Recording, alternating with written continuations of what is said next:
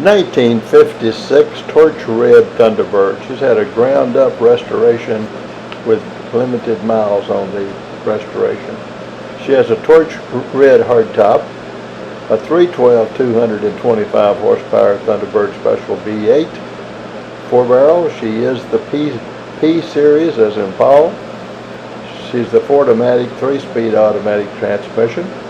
She has Ford Masterguide power steering.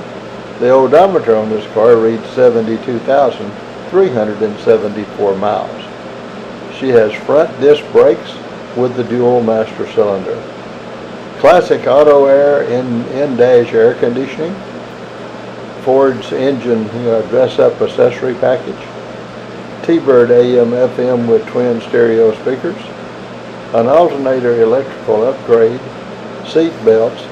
5 new Real Thunderbird Wire wheels with Radial Wide whitewalls. She has the reduced diameter steering wheel to allow ease in entry and exit, more leg room.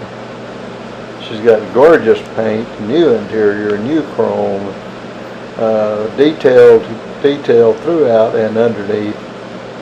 A quite beautiful 56 Ford Thunderbird in Torch Red.